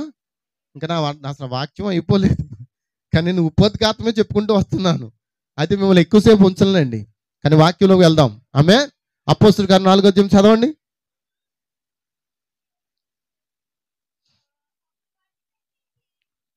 ఎవరిని పిలిపించి అప్పుడు మనం ఏది చదువుతున్నాం? అపోస్తుల కార్యం 4వ అధ్యాయం అమ్మా, ఎన్నో వచ్చును? 18 చదువుతున్నారు కదా. అయితే మనం ఏం చేద్దామంటే 13వ వచనం చదవండి. 12వ వచనం నుంచి. మరి ఎవని వలన రక్షణ కలుగదు, ఈ నామమునే మనం రక్షణ పొందవలను గాని ఆకాశము క్రింద మనుషులతో ఇవ్వబడిన మరి ఏ నామమున రక్షణ పొందలేమనను. ఆమేన్. ఇప్పుడు పేతురు యోహానులు బోధిస్తున్నారు అమ్మా. పేతురు యోహానులు బోధిస్తున్నారు ఏమని? మరి ఎవని వల్ల రక్షణ కలదు, ఈ నామమునే మనం రక్షణ పొందవలను గాని ఆకాశము క్రింద మనుషులలో ఇవ్వబడిన మరి ఏ నామమున రక్షణ పొందలేమని చెప్పారు. మరి పేతురు చెప్పిన ఆ మాట పేతురుదా పరిశుద్ధాత్మదా? గట్టిగా ఎంతమంది నమ్ముతున్నారు? మరి ఆ నామంలో రక్షణ పొందకుండా నువ్వు తండ్రి కుమార పరిశుద్ధాత్మలో రక్షణ పొందితే ఆ రక్షణ చెల్లుతుందా? అలా తీసుకున్నట్లుగా ఎవరైనా బైబిల్లో ఉన్నారా? ఒక్కరైనా రుజువు ఉందా? తండ్రి కుమార పరిశుద్ధాత్మలో పొందుకున్నట్లుగా ఒక్కరైనా రుజువు ఉంటే నాకు చూపించండి, నేనే అదే బాప్తిసాన్ని పొందుకుంటా. ఎంతమంది ఆమె చెప్తారు గట్టిగా? నువ్వు నమ్ముకున్న దేవుడు దహించి అగ్ని ఉన్నాడు. ఆయన ముందు ఒకరు లేరు, ఆయన వెనకాతలు ఇంకొకరు లేరు. ఆయనే నిన్న నేడు నిరంతరం ఒకటి రీతిగా ఉన్నావు దేవుడు. ఆమేన్. ఇప్పుడు పేతురు యోహానుల మీదకి ఇప్పుడు యుద్ధం ప్రకటించబడుతుంది. కారణం ఏంటంటే వారు యేసు నామమున వారికి ప్రకటన చేసేది. ఏ నామం అండి? అమ్మ ఈ రోజున మనల్ని ఏమంటారంటే చాలా మంది, వీళ్ళు యేసు నామం వాళ్ళు, మరి వాళ్ళు దెయ్యాలమ్మంటారు. అంటే దాని అర్థం అంతే కదండి. 2 ఆత్మల భూమి మీద పనిచేస్తున్నాయి కదా. ఒకటి యేసు, మరొకటి సాతాను. ఒరే వీళ్ళు యేసు నామం వాళ్ళు రా, వీళ్ళతో మనం పెట్టుకోకూడదురా. మరి వాళ్ళు నమ్మేది ఎవరినో? మేము యేసు నామం వాళ్ళమే. మాకు ఆయన నామం ఉన్నది, ఆయన నామం మేము ధరించుకున్నాం, ఆయన పేరు మేము పెట్టుకుని ఉన్నాం, ఆయన పేరుతోనే మేము పరలోక రాజ్యం వెళ్ళగలుగుతాం. ఆ మహిమ గల రాజు ఎవరో కాదు, ప్రభువైన యేసుక్రీస్తే. ఆ గుమ్మంలో ఎద్దకు వెళ్ళినప్పుడు తలుపు తెరవమని అన్నప్పుడు, ఇదిగో మీరు ఎవరి నామం మీద వచ్చారని అడిగితే నేను చెప్తాను, పేతురు ప్రకటించిన అదే పరిశుద్ధాత్మ నేను కూడా పొందుకుని ఉన్నాను, ఆయన ప్రకటించిన అదే బాప్తిసం నేను పొందుకుని ఉన్నాను, పౌలు ఇచ్చిన అదే బాప్తిసం నేను పొందుకుని ఉన్నాను, అపోస్తులు ఇచ్చిన అదే బాప్తిసం పొందుకుని ఉన్నాను. అపోస్తులు ఏదైతే ప్రకటించారో దాన్ని నేను చేస్తున్నాను, అపోస్తులు చేసిందే నేను చేస్తున్నాను. కనుక అపోస్తులు సంఘము పరలోక రాజ్యంలో ఉంటే నాకు అప్పగించబడిన ప్రజలు కూడా అక్కడే ఉంటారని చెప్తున్నాను. ఎంతమంది నమ్ముతున్నారండి? హల్లెలూయా. అపోస్తుల బోధయే మన బోధ, కొత్త బోధ కాదు ఇది, బ్రెన్హం బోధ కాదు, బ్రెన్హం బోధ కాదు ఇది. బ్రెన్హంలో నుండి వచ్చిన అపోస్తుల బోధ, బ్రెన్హం తీసుకొచ్చింది కొత్త బోధ కాదండి, ఆది అపోస్తులకు అప్పగింపబడిన బోధ తీసుకొచ్చాడు. అందుకంటున్నాడు, పౌలు ఏదైతే బోధించాడో నేను అదే బోధిస్తున్నాను. పౌలు సంఘము పరలోక రాజ్యంలో ఉంటే నాకు అప్పగింపబడిన ప్రజలు కూడా పరలోక రాజ్యంలో ఉంటారంటే ఆయన వారు ఉన్నారన్న సంగతిని కూడా ఆయన నేరుగా చూసేశాడు కూడా. హల్లెలూయా. ఎవరెవరు ఉన్నారో కూడా చూసేశాడు. నీవు నేను అక్కడ ఉన్నామో లేదా ఆయన చూసేశాడు. యోహాన్ చూచాడా? ఆ గొర్రె పిల్ల పెండ్లి విందుకు వచ్చిన వారిని చూచాడా? ఆ గొర్రె పిల్ల వివాహ సమయానికి వచ్చిన వారిని చూచాడా? ఆ గొర్రె పిల్ల భార్యను చూచాడా? హల్లెలూయా. ఎంత గొప్ప ధన్యత అండి. ఆది అపోస్తులు బోధన కలిగి ఉండే ఎంత గొప్ప ధన్యత. ఇప్పుడు చెప్పండి, నిన్ను ఎవరిని ఏదైనా అమ్మ నువ్వు దేనికి చెందినవాను అని అంటే నువ్వేం చెప్తావు? అయ్యా నేను నేను నేను బ్యాప్టిస్ట్కి చెందినవాడిని, నేను మెథడిస్ట్కి చెందినవాడిని, నేను క్యాథలిక్కి చెందినవాడిని, నేను పెంతుకోస్తుకి చెందినవాడిని. నువ్వు పెంతుకోస్తుకో లేకపోతే బ్యాప్టిస్టుకో మెథడిస్టుకో చెందిన దానివైతే నువ్వు క్రీస్తుకు చెందినవాడు కాదు. యేసుక్రీస్తుకి చెందిన వారు కేవలం ఆయన పేరు పెట్టబడించలే. నా ప్రజలకు నా పేరు పెట్టుచున్నానని చెప్పాడు ఆయన. ఆది అపోస్తులకి ఏ నామమునైతే అనుగ్రహించాడో అదే నామమును మనం కూడా కలిగి ఉన్నాం, ఆ పేరును మనం కూడా కలిగి ఉన్నాం. అంతమందికి అర్థమవుతుంది సోదరులారా? నేనైతే గంతులు వేయాలి ఉంది నాకైతే. మీరు లేచి నిలబడి క్లాప్స్ కొట్టాలనిపించట్లేదా? హల్లెలూయా, హల్లెలూయా, హల్లెలూయా. అటువంటి ఉద్యమం మనలోనికి వచ్చినప్పుడు వాక్యం నీలో పరిగెడుతుంది, వాక్యం నీలో పని చేస్తుంది ఉంటుంది. నువ్వు కదిలింపబడుతుంటావు, నువ్వు రగులుతూ ఉంటావు, నువ్వు మండుతూ ఉంటావు. ఆమేన్. ఈ పేతురు ఒకప్పుడు భయపడ్డాడు. పేతురు ఒకప్పుడు భయపడ్డాడు. కారణం, యేసుతో జీవించిన, యేసుతో తిరిగిన, యేసుతో ఉన్న, యేసుతో పండుకున్న, యేసుతో ప్రయాణం చేసిన అతడు మాత్రం ఒక రోజున యేసుక్రీస్తుకు వ్యతిరేకంగా మారిపోయాడు. కారణం, అతడు పరిశుద్ధాత్మను స్వీకరించలేకపోయాడు. ఎప్పుడైతే మేడగదిలోకి అతడు ప్రవేశించాడో ఇప్పుడు పరిశుద్ధాత్మతో నింపబడి మీరు మారు మనసు పొంది పాప క్షమాపణతో ప్రతివాడు యేసుక్రీస్తు నామములో బాప్తిసం పొందడని చెప్పాడు. ఆమేన్, ఆమేన్. ఎప్పుడైతే ఆ బాప్తిసం పొందుకున్నారో వారు పరిశుద్ధాత్మ పొందుకుంటారని అక్కడే రాయబడి ఉంది. తండ్రి కుమార పరిశుద్ధాత్మలో బాప్తిసం పొందండి మీకు పరిశుద్ధాత్మ ఇస్తామని బైబిల్లో ఎక్కడ కూడా రాయలేదు. అలా ఇచ్చినట్లు బైబిల్లో ఒక రుజువు కూడా లేదు. ఎలా పొందినా పర్లేదంట. ఒకడేమో దొప్పడు కప్పుతున్నాడు, ఇంకోడేమో గోతులో కప్పెడుతున్నాడు, మరొకడేమో నీటిలో 3 సార్లు ముంచుతున్నాడు, ఒకడు గనతో పుస్సు పుస్సు పుస్సు అంటున్నాడు, ఒకడేమో అత్తరు జలుగుతున్నాడు. ఎన్ని బాప్తిసాలు వచ్చాయో. ఒకడేమో ముంచుడు బాప్తిసం. ఎలాగా? ముక్కును మూసుకోమా తీర్థాలకు పోయి ములిగినట్టు. నువ్వు సమాధి చేయబడాలంటే అది నిజమైన బాప్తిసం. నువ్వు జల సమాధి కాబడాలి. ఈ లోకంలో నువ్వు వెనక్కి ముంచుడే సరైన బాప్తిసం. నీ పాపములని వెనక్కి వెయ్యాలి, నువ్వు క్రీస్తులో మళ్ళీ జీవించాలి. అంతమందికి అర్థమవుతుంది. ఈ కాలపు ప్రవర్తని ఒక పాస్టర్ అతడు అంగీకరించి, అతడు వర్తమానం ప్రకటించి, అతడు తిరిగి కొంతమంది బిలాం లాంటి వాళ్ళు ఉంటారు కదండి, ఉంటారు. ఈ వర్తమానంలో ఉన్నారంటారా? ఉన్నారండి. డబ్బు కోసం ఏదైనా బోధిస్తారు వాళ్ళు. ఈ కాల ప్రవతకి చార్టర్డ్ ఫ్లైట్ ఇస్తా అన్నారు. నెలకి $500 ఎంతో ఇంకా 5,500 అది నాకు తెలియదు, కానీ ఫ్రీగా ఇస్తా అన్నారు. అయితే మేము చెప్పిందే నువ్వు బోధించాలని చెప్పాడు. అయితే ఈయన ఏమన్నాడు తెలుసా? వారి ముందు ఆ చెక్ని చింపాడు. నువ్వు ఇచ్చే ఫ్లైట్ వద్దు, నువ్వు ఇచ్చే టికెట్ వద్దు, నువ్వు ఇచ్చే డబ్బు నాకు వద్దు, నాకు కావాల్సిన దేవుడు. ఆయన ఏం చెప్తున్నాను అదే ప్రకటిస్తాను. హల్లెలూయా. యేస్కేలు ముఖం ఏ విధంగా చెకుముక్క రాతి వల్ల మారిపోయిందో, ఈ కాలపు ఆ యొక్క విలియం మ్యాన్ బ్రహ్మ యొక్క ముఖం ఎర్ర మారిపోయింది. కారణం యేస్కేలు దేనికి లోబడలేదు, చెకుముక్కి రాతి వల్ల మారిపోయాడంట. ఏ మాట ప్రకటించడానికన్నా ధైర్యంగా ముందుకు సాగిపోయాడంట. నిజమేనా? ఈ కాలపు ప్రవక్త ముఖం కూడా ఎర్ర బారిపోయింది. అందుకే ఎర్రబారుచున్న ముఖం అనే వర్తమానం కూడా చెప్పాడు. ఎందుకు ఎర్రబారుచున్నదే? నువ్వు అది చెయ్యొద్దు, ఇది చెయ్యొద్దు, ఇలా ప్రకటించొద్దు, అలా చెప్పొద్దు, స్త్రీల గురించి ఇలా చెప్పొద్దు, పురుషుల కోసం అలా చెప్పొద్దు, సిడ్డిలేసుకుని తిరమని చెప్పాలి. ఇంకా ఇప్పుడు అదే కదా జరుగుతుంది అక్కడ. చెప్పండి అమ్మా, పురుషుల కంటే దారుణంగా సెడ్డిలేసుకుని తిరిగే వాళ్ళు ఎవరు? ఆ ఏదైనా తోటలో జరిగిన యొక్క సంఘటన ఇప్పుడు జరుగుతుందా? ఏదైనా తోటలో జరుగుతున్న సంఘటనలు ఇప్పుడు జరుగుతున్నాయా? ఇంకా దారుణం ఏంటంటే, బట్టలు వేసుకున్న మనుషులు దండాలు అట్టట్లేదు, కానీ బట్టలు లేని మనుషులు కనబడితే మాత్రం మరి వాళ్ళకు ఫెస్టివల్ ఫారినర్స్కి ఏంటి, పూర్తిగా నిక్కాలో, డ్రెస్ నిక్కాలో పూర్తిగా తీసేయడం, వీధుల్లో పరిగెట్టడం, వాళ్ళని చూసి అక్కడ ఉన్న వాళ్ళందరూ అదో ఫెస్టివల్. ఫెస్టివల్ పేరేంటి? ఏదైనా తోట. హల్లెలూయా. ఏదైనా తోటలో వారిద్దరూ మహిమతో ఉన్నారండి. వారు సిగ్గు ఎరుగకున్నారండి. వారు చంటి పిల్లల మనసు కలిగి ఉన్నారండి. మరి ఇప్పుడున్న కాలం ఎలాంటిదే? పిల్లలు కూడా, మా పిల్లోడు మరి బయట చేరా బాబు, మాకు బాత్రూమ్ ఒకటే ఉంది కదా, నువ్వు బయట చేరంటే కుదరదు, నేను లోపలే చేస్తానండి.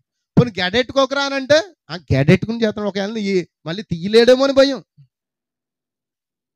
అసలు ఒప్పుకోవట్లేదు. ముందంటే కొంచెం మొన్నటి వరకు బయట చేసేవాడు, ఇప్పుడు సమస్య లేదు, బయట వద్దంట, లోపలే చేస్తాడంట. నిజంగానండి. ఎందుకనంటే ఆ సిగ్గు అనేది ఇప్పుడు పిల్లలకు కూడా అర్థమైపోతుందంటే మనం ఏ కాలంలో జీవిస్తున్నాం. ఆమేన్. సహోదరులారా, అందరికీ అర్థమవుతుందా? మన సిగ్గును కనబడకుండా మనం ఏం చేయాలి? వస్త్రమును ధరించాలి. నీ దేశం వల్ల కనబడకుండా నువ్వు ఆయన వస్త్రమును ధరించాలి. మనం దిక్కుమాలిన వారికి ఉండకూడదు. మనకు దిక్కు ప్రభువైన యేసుక్రీస్తు అని చెప్పాలి. నువ్వు మెథడిస్టువా, బ్యాప్టిస్టువా, నువ్వేమంటావు? నువ్వు ఏం చెప్తావు? నువ్వు చెప్పండి అందరూ. నిన్ను అడిగితే ఏం చెప్తావు? అమ్మా నువ్వు ఎవరమ్మా అని అంటే నువ్వు చెప్పాలి, నేను యేసుక్రీస్తు భార్యను. ఎంతమంది చెప్తారండి? యేసుక్రీస్తు నామములో ఆయన పేరు పెట్టుకున్నదాన్ని.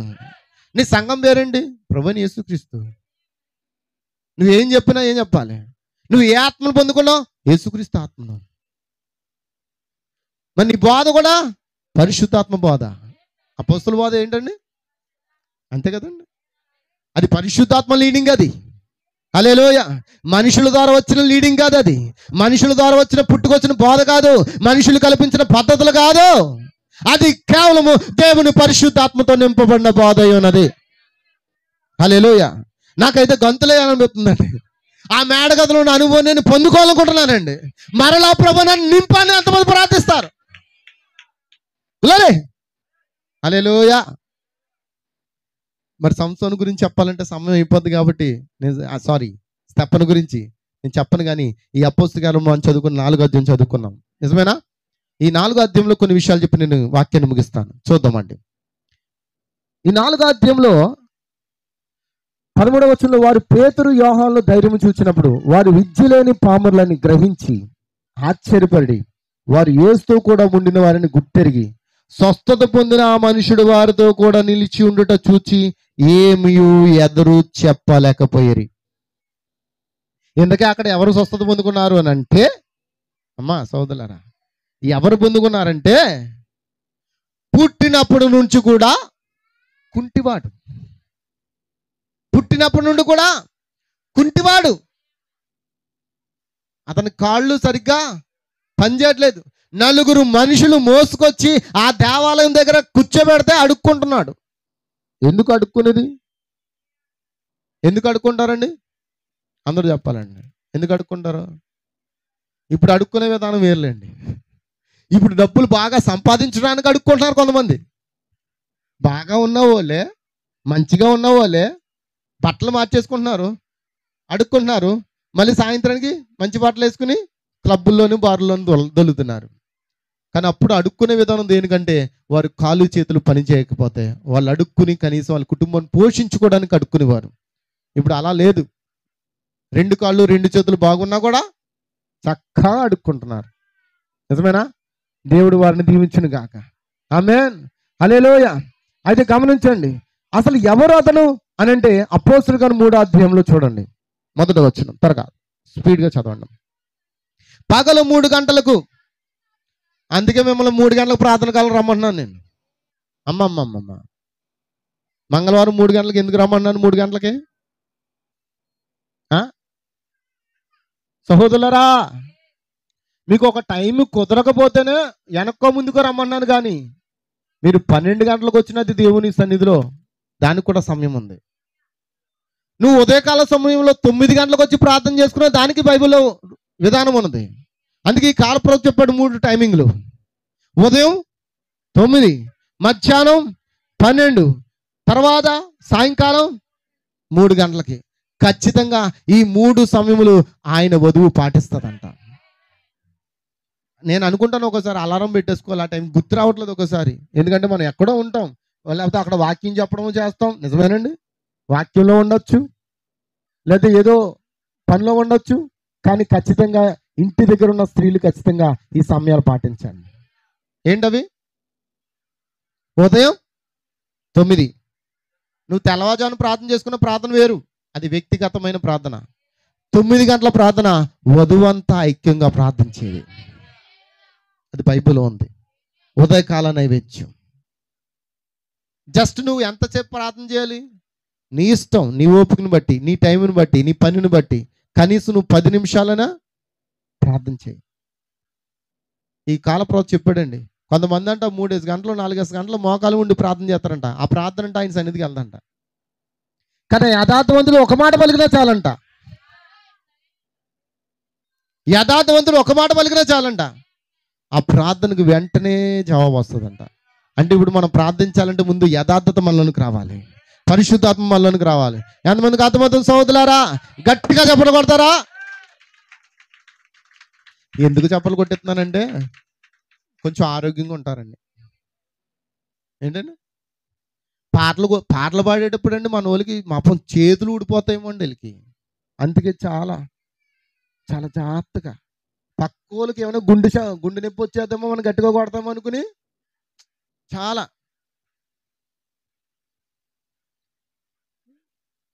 అలా కొట్టి వాళ్ళ చేతులు త్వరలో ఊడిపోతాయి. నువ్వు గట్టిగా కొడితే నీ లోపల ఉన్న ప్రతి నరాలలో ఉన్న రక్తం కదులుతుంది.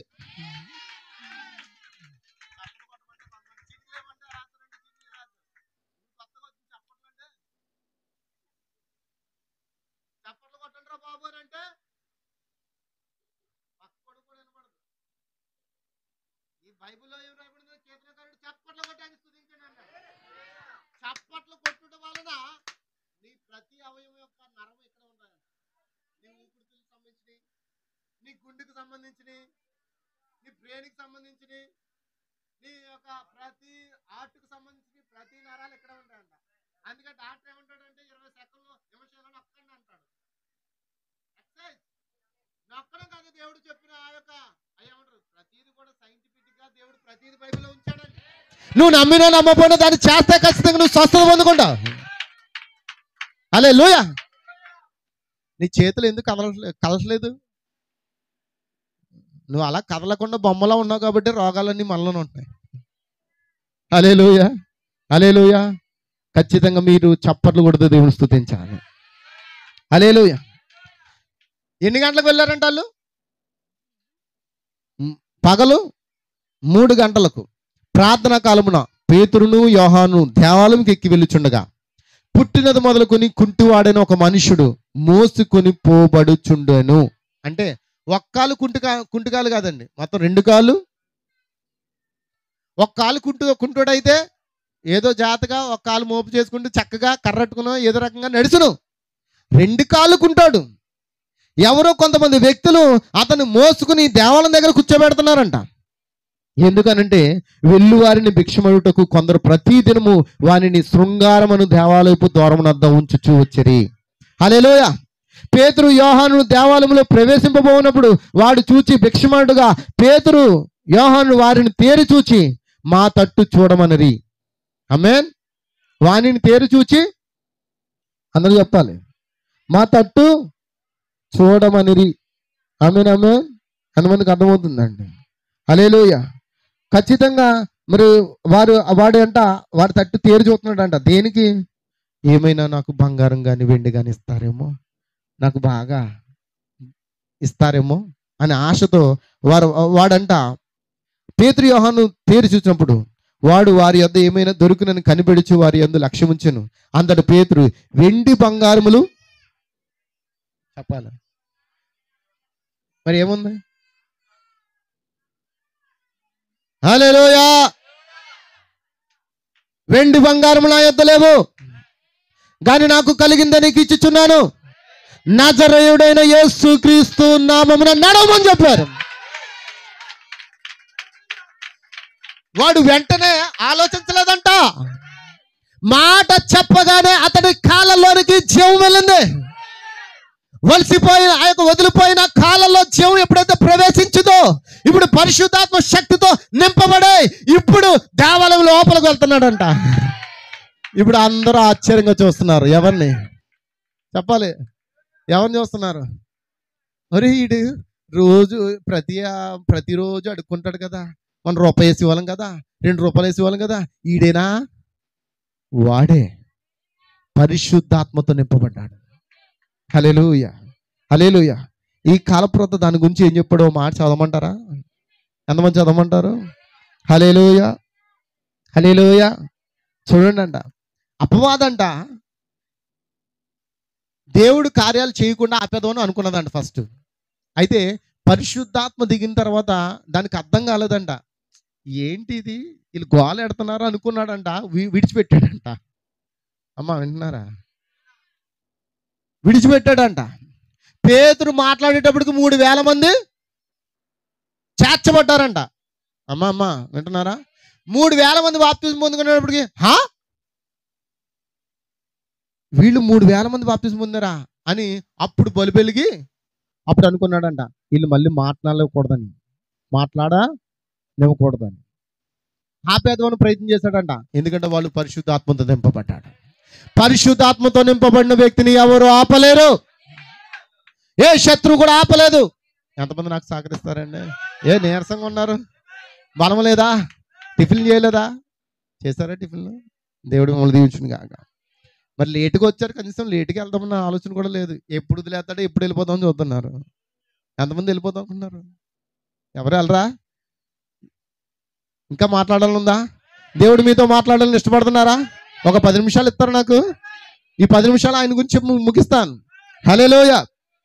చూడండి, అపవాది ప్లానింగ్ చేసుకున్నాడంట, ఎలాగని ఆపేయాలి. 3,000 మంది కదా, 3,000 మందే కదా అనుకున్నాడంట. ఈ 3,000 మంది సువార్త చేసి, అక్కడున్న 100 మంది సువార్త చేసి, మరో చోట పేతురు యోహాను వెళ్ళి బోధించారంట.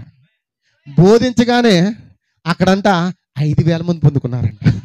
అందులో ఇంచుమించు పురుషులే. మన స్త్రీలు ఎంతమంది ఉన్నారు? ఎంతమందికి అర్థమవుతుంది? ఇంకా రగులిపోతున్నాడు ఎవడు? సాతాను కూడా మంట వచ్చేస్తుంది. ఈ సాతాను కూడా మంటకు వచ్చేది. ఈ సాతాను కూడా ఎవరిలో దూరాడు? అన్యుల్లో కాదు, యూదుల్లో దూరాడంట. యూదుల్లో దూరి ఇదేదైనా ఆపేద్దాం నా బాబు, ఎలాగైనా ఆపేద్దాం. అప్పుడు యేసుప్రభుని ఆపేద్దామని ప్రయత్నం చేశాడు, ఆపలేకపోయాడు. కానీ ఆయన మన కొరకు లొంగిపోయాడు. ఆయన మన కొరకు చనిపోయాడు. ఆయన మన కొరకు రక్తము కాచాడు. ఆయన మన కొరకు తిరిగి లేచాడు. ఆయన మన కొరకు సమాధిని గెలిచాడు. ఆయన మన కొరకు పాతాళపు లోకములకు వెళ్ళి మరణము యొక్క పాతాళం యొక్క తలుపు చెవులు తీసుకుని వచ్చాడు. హల్లెలూయా. ఆయన స్వాధీనంలో ఉంచుకున్నాడు. పరలోకపు తలుపు చెవులు తీసుకెళ్లి పేతురు చేతిలో పెట్టాడు. ఆమేన్. ఇప్పుడు పేతురికి ఏముందంటే పాతాళం యొక్క మరణం యొక్క తలుపు చెవులు కాదు, కానీ పరలోక రాజ్యం వెళ్ళే తలపు చెవులు ఉన్నాయి. ఇప్పుడు యేసు చేతులు ఏమున్నాయి? పాతాళం యొక్క మరణం యొక్క తలపు చెవులు. ఎంతమందికి అర్థమవుతుంది సోదరులారా? హల్లెలూయా. ఈ అపవాది ఏదో చేయాలనుకున్నాడంట, ఏమీ చేయలేక ముడుచుకున్నాడు. సద్దుకైల మీద, పరిశీల మీద అతని ఆత్మను పంపించి వారిని చంపాలని ప్రయత్నం చేశాడంట. హల్లెలూయా. ఈ లోపల ఏం జరిగిందంటే పరిశుద్ధాత్మ చెప్తుందంట పేతురుతో, మీరు దేవాలయంకి వెళ్ళండి అని. నిజమేనా? ఇందంటే మనం అనుకున్నాం కదండి, నీకు నువ్వుగా దేవుని సన్నిధికి రాలేవు, నీకు నువ్వుగా దేవుని సన్నిధికి రాలేవు. దేవుని ప్రేరణ ద్వారా నువ్వు ఇక్కడికి వచ్చున్నావు. పేతురు యోహాను కూడా ప్రేరణ ద్వారా మధ్యాహ్నం 3 గంటల సమయంలో దేవాలయంకి వెళ్ళారు. అక్కడ దేవుడు గొప్ప అద్భుతం చేయడానికి ఒక గొప్ప ప్రేరణ కలిగి ఉన్నాడు. ఆ యొక్క కుంటివాడు ఏమై ఉన్నాడు ఇప్పుడు తెలుసా? అతను పుట్టినప్పటి నుంచి కూడా కుంటివాడే. కానీ అతను అనుకున్నాడంటే, నేను ఎప్పుడైనా ఈ మనుషుల వల్ల నడవాలి, నేను కూడా నడవాలి, నేను కూడా దేవాలయంకి వెళ్ళి కూర్చోవాలి, నేను కూడా దేవుని ఆరాధించాలి, ఎంతో ఆశపడుతున్నాడంట. కుంటోడు కాబట్టి ఎవరు లోపల రానివ్వట్లే. ఎందుకంటే దేవాలయంలోకి వెళ్ళడానికి కుంటోలికి గుడ్డోలికి అక్కడ అవకాశం లేదు. అడుక్కునేదాకా వాళ్ళ యొక్క స్థలం అదే. అంతమందికి అర్థమవుతుంది. అయితే పరిశుద్ధాత్మ అతనిలో ఉన్న ఆసక్తిని చూసిందంట. ప్రవక్త చెప్తున్నాడు చూడండి. అపవాది అనుకున్నాడంట, ఇప్పుడే కదా ప్రసంగించుడు ప్రారంభించిరి అనుకుంటున్నాడంట. ఇప్పుడే కదా ప్రసంగించుడు ప్రారంభించిరి గనుక అదేమి నన్ను గాయపరచదని చెప్పుకున్నాడంట. పిదవ ప్రజలందరూ ఆ బోధ యందు విశ్వాసం ఉంచి ఇంచుమించు అప్పటికే అక్కడేమో 3000 మంది, ఇక్కడేమో పురుషులు 5000 మంది అంట. మరి స్త్రీలు ఎంతమంది లెక్క తెలియదు, అక్కడ రాయబడి ఉంది. మీరు అపోస్తలుల కార్యం 3వ అధ్యాయం చదువుకున్నా మీకు అర్థమవుతుంది, 4-5 అధ్యాయంలో చదువుకున్నా మీకు అర్థమైపోద్దండి ఆ విషయాలన్నీ. హల్లెలూయా. ఎంతమందికి అర్థమవుతుంది? అయితే శృంగారం అనే దేవాలయం ద్వారా పిలువబడే స్థలం వద్దకు వారు వెళ్ళినప్పుడు అతడు ఒక మనిషి పడి ఉండను. పేతురు ఆ మనిషిలో విశ్వాసం గలదని కనుక అతడు స్వస్థత పొందుకోగలడని పరిశుద్ధాత్మే చెప్పిందంట. ఎవరికి? అంటే నీలో విశ్వాసం ఉందో లేదో పరిశుద్ధాత్మకు తెలుస్తాదా?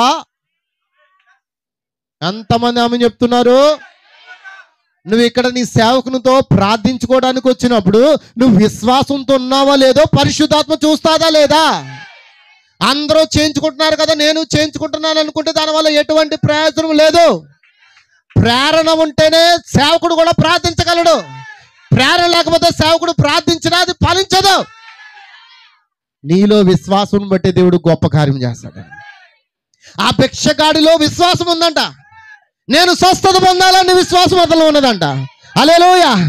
అతనిలో విశ్వాసం కలదు కనుక అతడు స్వస్థత పొందుకోగలడని పరిశుద్ధాత్మ చెప్పిందంట. ఎవరితో? పేతురుతో.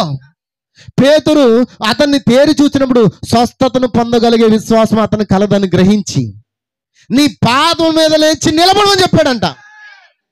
అంతేగాని రప్ప షప్ప కప్ప అనలే. విశ్వాసంతో లేచి నిలబడని చెప్పగానే అతడు దిగ్గున లేచి నిలబడను. వాని చీల మండంలో బలముతో పొందుకునేంత వరకు పేతురు వాని కుడి చెయ్య పట్టుకుని లేవనెత్తెను.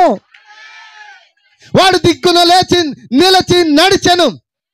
నడుచుచు గంతులు వేయచ్చు దేవుని స్తుతించుచు వారితో కూడా దేవాలయములకు వెళ్ళెను. అదేమిటో మీకు తెలుసా? వారు చేసిన ప్రసంగము మరియు అన్నిటికంటే ఈ కార్యమే అత్యధికమైన సమస్యను ఏర్పరిచింది. ఎవరికి సమస్య? శత్రుకి. హల్లెలూయా. కార్యము ఎక్కడి నుండి చేస్తాడు ఇప్పుడు దేవుడు? గట్టిగా ఇప్పుడు మనలో నుండి చేస్తాడు ఆయన.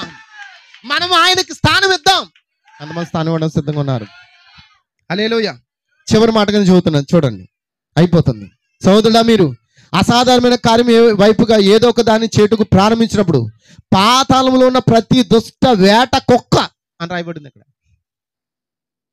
ఏంటంటే పాతాళంలో ఉన్న ప్రతి దుష్ట వేట కుక్క మన మీద విరుచుకుపడి మన రక్తం తాగడానికి ప్రయత్నం చేస్తుందంట. గమనించు, మీ రక్తమును త్రాగడానికి ఆతృతతో అవన్నీ కాచుకుని ఉండును. అది నిజమే కదా? హల్లెలూయా. హల్లెలూయా.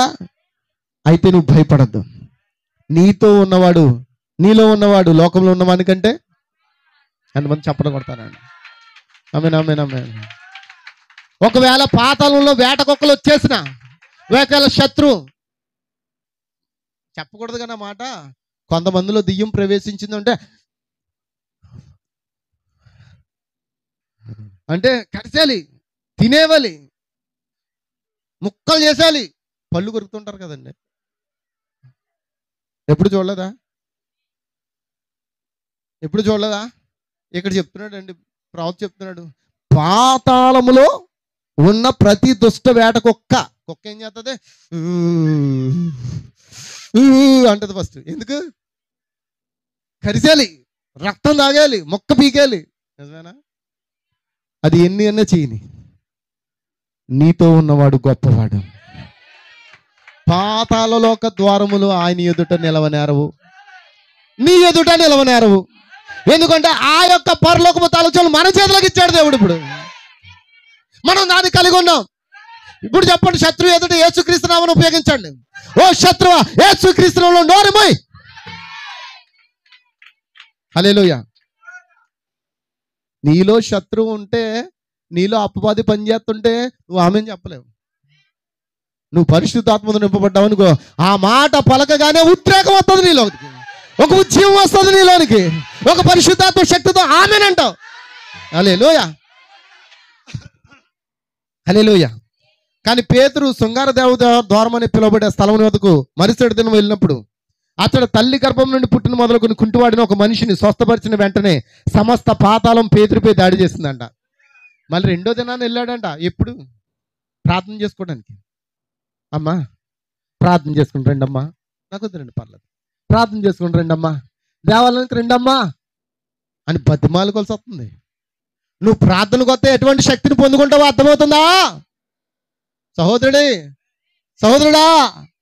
నువ్వు ప్రార్థనకు వస్తే ఎటువంటి శక్తిని పొందుకుంటావో తెలుసా? పాతాలను కూడా జయించే శక్తి మన దగ్గర ఉంది. హల్లెలూయా. ఓ నిశ్చయంగా అక్కడ చిన్నప్పటి నుండి కూడా కుంటివాడైన వాడు స్వస్థత పొందిన తర్వాత ఇంకా సాతానికి ఇంకా కరిసేదమని కోపం వచ్చిందంట.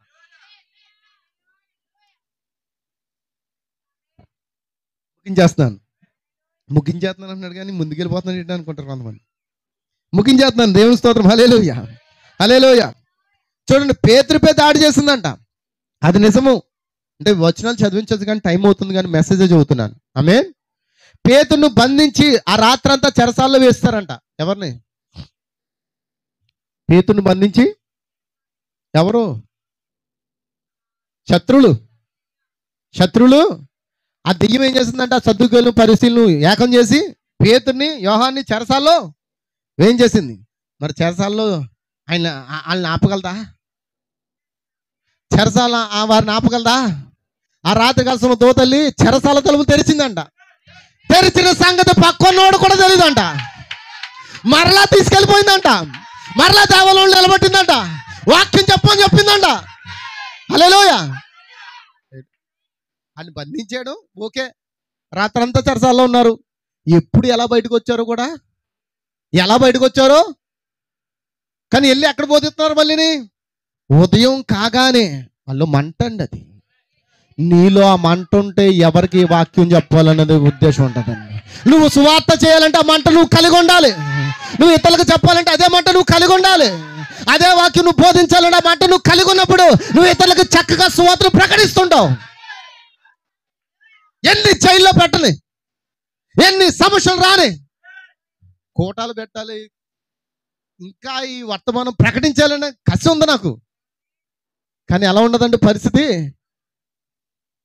పేదోడికి ఏమి డబ్బు ఉంటే అన్నీ చేయలేరు, డబ్బు లేనివాడు అన్నీ చేస్తాడు. నిజమేనా? ఇందాక మనం నేర్చుకున్నాం కదండి. నిజంగా సంవత్సరం దగ్గర బలం ఉంటే దేవుని ఆత్మ ఎందుకు? అతడు బలహీనుడు కనుకే దేవుని ఆత్మ అతనికి సహాయం చేసింది. నేను బలహీనుడు కానీ ఆశ ఎలా ఉందంటే పెద్ద పెద్ద మీటింగ్స్ చెప్పి ఖచ్చితంగా ఈ మీటింగ్లో ఆ యొక్క వర్తమానం వినిపించాలని ఆశ. కొంతమందికి డబ్బు ఉంటుంది కానీ పిరికివారు. ఎంతకాలం పిరికితనంలో ఉంటామండి? ఏమిటి చెప్పండి? బైబిల్లో ఏం చెప్తుంది? ప్రకటన గ్రంథంలో ఏం చెప్పాడు? పిరికివారును, అసహ్యంలోను, అహంకారంలోను, వ్యభిచారులను, మాంత్రికులను ఎక్కడ చేరంట? మరి ఎవరు పిరికివారంటే చీకటిని చూసి భయపడిపోవాలి, పులిని చూసి భయపడిపోరు. ఈ పిరికివారి గురించి కదండి నేను చెప్పేది. ఆ పిరికివారిని అంటే ఇప్పుడు చీకట్లో నడిచే జంతువులు చూసి అందరూ భయపడతారు. కుక్కను చూసి భయపడలే మనం. కుక్క అరితే చాలు అమ్మ బాబోయ్ అంటున్నాం. పిల్లి బోకరితే చాలు, పిల్లి అదే సింహం బోకరించినట్టే భయపడిపోతున్నాం. కానీ ఆ పిరికి వారి గురించి కాదండి దేవుని వాక్యం చెప్పేది. దేవుని వాక్యము ప్రకటించని పిరికివారు, దేవుని వాక్యం. అందుకే అన్నాడు అపోస్తులకు అప్పగించిన బోధనముతో మీరు పోరాడండి అన్నాడా? పిరికివారుగా ఉందాం మనం. మీరు అపోస్తుల గారు నేను చెప్తున్నాను, మీరు ఈ వారమంతా మీరు బైబిల్ చదివేవాళ్ళు చాలామంది ఉంటారు. ఒక చదవకపోయినా ఈ వారంలో మీరు అపోస్తుల కార్యములు 1వ అధ్యాయం మొదలుకొని 7వ అధ్యాయం వరకు మీరు చదవాలి. ఎంతమంది చదువుతారు? రోజుకు అధ్యాయం చదివితే అయిపోతుంది కదండి. రోజుకు అధ్యాయం చదవండి. అపోస్తుల కాలం 1వ అధ్యాయం నుంచి 7వ అధ్యాయం వరకు చదవాలి. ఎంతమంది చదువుతారు? మీరు చదివిన తర్వాత ఈ వాక్యం మీకు అర్థమవుతుందండి. హల్లెలూయా. అందుకే అతన్ని చెరసాల్లో బంధించిన అతన్ని అంట చంపడానికి చాలా ప్రయత్నం చేశారంట. అయితే దేవుని దూత అతన్ని తప్పించింది. ఆమేనంటారా? వాళ్ళు మరలా బోధిస్తున్నారు. అప్పుడు అంటున్నారంట, వీరిని ఏమి చేయలేం కానీ వీరిని కొట్టి కొరడాలతో కొట్టారంట. కొరడాలతో కొట్టి మీరు యేసు నామమున మీరు బోధించకూడదు. మరి ఈరోజు కూడా డినామినేషన్ చెప్పేది ఏంటి? ఒరే వీళ్ళు యేసునామం రా, యేసునామంలో వీరు బోధించకూడదు, అందుకే మనం అందరం కూడబట్టాన్ని వేసుకుందాం అని వేసుకుంటున్నారు కదండి. అమ్మ వింటున్నారా? వేసుకుంటున్నారు కదండి. వాళ్ళందరూ ఎవరు? సాతాను చేత నడిపించబడుతున్న సద్దుకాయలు, సాతాను చేత నడిపించబడుతున్న పరిసయ్యులు, సాతాను చేత నడిపించబడుతున్న ధర్మశాస్త్రోపదేశకులు, ఈనాటి పాస్టర్లు. యేసు నామమును బోధించకూడదని చెప్పే ప్రతివాడు సాతానుకు సంబంధే. ఆయన నామాన్ని ప్రకటించేవాడే నిజమైన సేవకుడు. మరి పేతురు యోహానులు ప్రార్థించినట్లుగా మనం కూడా ప్రార్థిద్దామా? ఎంతమంది దేవుని మీద ఆధారపడదామని? సంఘం అంటే నువ్వేనా? ప్రార్థిద్దామా? ప్రభా నాకు మరలా శక్తినిమ్మని ప్రార్థిస్తారా? సంసోను అడిగినట్లుగా అడుగుతారా? సంసోను స్త్రీ మోసంలో పడిపోయాడు, మరలా శక్తిని పొందుకుని కోటగోళ్ళు కూల్చివేశాడు. ఓ సంగమా, నా సహోదరి సహోదరుడా, ఇప్పుడు పరిశుద్ధాత్మతో నింపబడు, ఆ సాతాను యొక్క కోటగోళ్ళు కూల్చివేయి. దేవుడు నీకు తోడే ఉన్నాడు. ఎన్ని పాతాళములు, ఎన్ని దుష్ట శక్తులు నీ ఎదుటకు వచ్చినా నీలో ఉన్నవాడు లోకంలో ఉన్నవాడు కంటే గొప్పవాడు. ఆమేన్. గట్టిగా చెప్పులు కొట్టండి, గట్టిగా చెప్పులు కొట్టండి. ఆమేన్. హల్లెలూయా, హల్లెలూయా. అందరూ ప్రార్థన చేద్దామా? ప్రార్థన చేద్దాం, చిన్న ప్రార్థన చేద్దాం. అందరూ కూడా మోకరించండి. హల్లెలూయా. ప్రార్థిద్దామండి. ఎవరైనా మోకరించి ప్రార్థించాలనుకున్న వారు ప్రార్థించండి, మోకరించండి. నిలువు మోకల మీద ఉండండి. మీ ఒకవేళ మోకాలు నొప్పులు అయితే వద్దు, కానీ మోకాలు నొప్పు ఉన్నా సరే కొంతమంది వేయడానికి ప్రయత్నించేయండి. మీ మోకాలు నొప్పులు కూడా పోతాయండి. ప్రార్థించండి.